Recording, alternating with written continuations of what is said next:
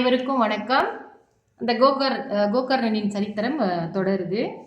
அதில் பாருங்க, அவர் கொண்டு போய் மனைவிக்கு கொடுத்த அந்த பழத்தை இவங்க கொண்டு போய் இவங்களுக்கு கற்பம் தரிச்சு ஒரு குழந்தை பெக்கணும் அப்படின்ற ஆசையெல்லாம் இல்லை. இவங்க வீண் கதையை பேசி சுற்றி திரியிறவங்க இல்லையா, அவங்களுக்கு அந்த பொறுப்பே கிடையாது. இவங்க கொண்டு போய் அவங்க தங்கச்சிக்கிட்ட கொடுக்க போகிறாங்க, தங்கச்சி சாப்பிட்டுட்டு அந்த பழத்தைன்னு. ஆனால் தங்கச்சி இந்த ஆத்மதேவனின் மனைவியின் தங்கச்சி ஏற்கனவே கர்ப்பமாக இருக்கிறதுனால அவங்க என்ன செய்கிறாங்க, நான் கர்ப்பமாக இருக்கேன், நீ ஒரு கர்ப்பவதி போல் நடிச்சுக்கிட்டு இரு, அப்புறம் குழந்தை பிறந்தனே, என்னுடைய குழந்தை பிறந்தனே நான் உனக்கு கொடுத்துட்றேன், உன்னுடைய புருஷங்கிட்ட உன்னுடைய குழந்தை மாதிரி கொடுத்துரு, நீ எனக்கு கொஞ்சம் பணம் கொடுத்தா போதும். ஏன்னா இந்த ஆத்மதேவன் பணக்காரர், கொஞ்சம் பொருள் வசதி உள்ளவர்.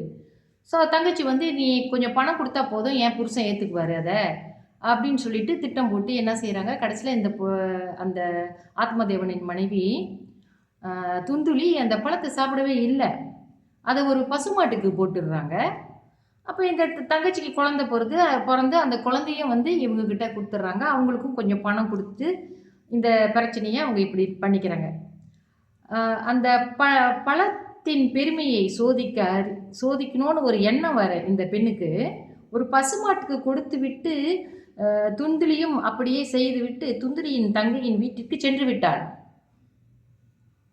துந்துளியின் தங்கைக்கு பிறந்த குழந்தையை தனது குழந்தை என்று கூறி தன் கணவனிடம் ஆத்மதேவனிடம் அவர்கிட்ட காட்டவும் அவரும் சந்தோஷம் அடைந்தார். சில நாட்கள் கழித்து பசுமாட்டிற்கு கொடுத்த அந்த பழம் கொடுத்தாங்க இல்லையா, அந்த பசுமாடும் ஒரு கண்ணுக்குட்டியை போடுது.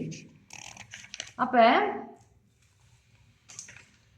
ஒரு ஆண் குழந்தை பிறக்குது. அந்த அதிசயத்தை காண ஊராரே திரண்டு வராங்க. அந்த பசுமாட்டிற்கு ஒரு மனித உருவிலே பிறக்குது அந்த குழந்தை. பசுமாட்டிற்கு பிறந்த குழந்தைக்கு காதுகள் மட்டும் பசுமாட்டின் காதுகள் போல பெரிதாக இருந்ததால் கோகர்ணன் என்று பெயர் சூட்டிவிட்டார்கள். கோகர்ணன் என்றால் காது என்று அர்த்தம்.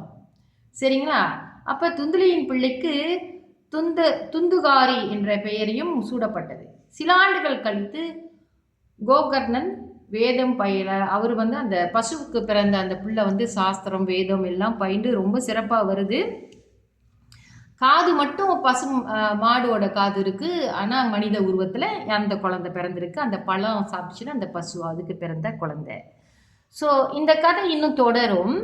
நாளை பார்ப்போம். நன்றி, வணக்கம்.